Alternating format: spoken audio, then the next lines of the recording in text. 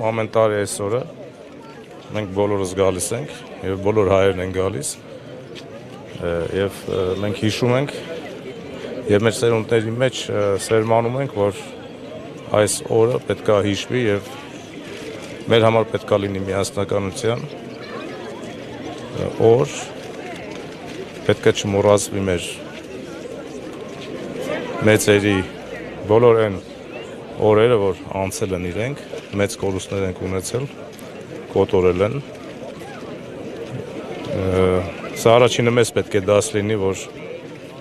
մեր միասնությամբ մենք կարող ենք հզորանալ, որ նմանատիպ երևույթ չկատարվի մեր ազգի հետ եւ կոչ կանեմ, որ ընդհանրապես ամբողջ աշխարհում նման երևույթներ, եղերներ չլինեն։ Իսկ ամենակարևորը, որ հիշենք եւ մեր սերունդներին փոխանցենք նա այն ինչ որ պետք է արվի այսօր։ 110 տարի անց կարող ենք մենք ասել, որ թուրքը փոխել է իր ձեռագիրը, կարող ենք վստահել նրանց։ Նայեք, թուրքը երբեք չի կարող փոխել իր ձեռագիրը։ Թուրքը մնում է թուրք։ Այնքան ժամանակ, մինչև իրենք կընդունեն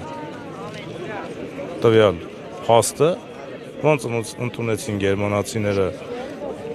եվրեների հետ կապված, այ որ օրը գա նոր սերունդները ընդունեն եւ կարծում եմ ընդունեն փոխհատուցեն ներողություն խնդրեն, հնարավոր է որ գալիք սերունդները այդ ամեն ինչը չեմ կարող ասել կմոռանան, բայց դա կմնա սպի պատմության մեջ։